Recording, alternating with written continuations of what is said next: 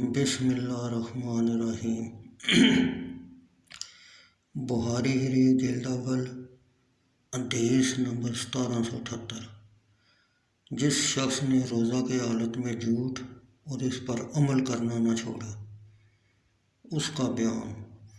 حدیث نمبر 1778۔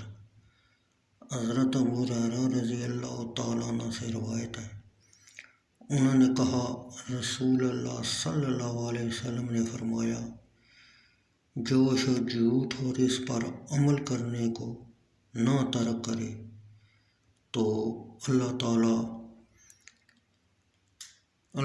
جل الاسما کو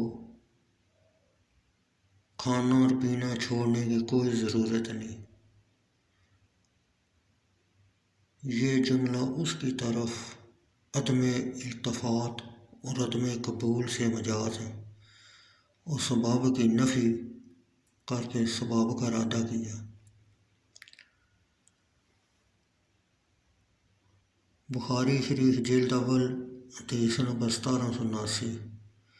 جب روزہ دار کو گالی دی جائے تو وہ کہے میں روزہ دار ہوں۔ حضرت ابو ہریرہ رضی اللہ تعالیٰ عنہ نے کہا، رسول اللہ صلی اللہ علیہ وسلم نے فرمایا، اللہ تعالیٰ عز و جل فرماتا ہے، اولاد آدم کا ہر عمل اس کے لیے ہے مگر روزہ وہ میرے لیے ہے اور میں اس کی جزا دیتا ہوں،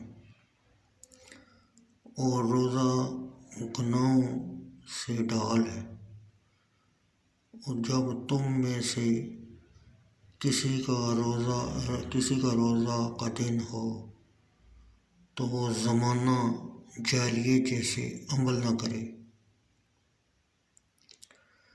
نہ ہی شور و غل کرے، اگر اس کو کوئی گالی دے یا اسے جھگڑا کرے تو اسے کہے میں روزہ دار ہوں، اور اس ذات کی قسم جس کی دست قدرت میں محمد صلی اللہ علیہ وسلم کی جان ہے، البتہ روزے دار کے منہ کی بو اللہ کے نزدیک کستوری کی خوشبو سے بھی زیادہ خوشبودار ہے، اور روزہ دار کے لیے دو خوشیاں ہیں جو اس کو فرحت عطا کرتی ہیں۔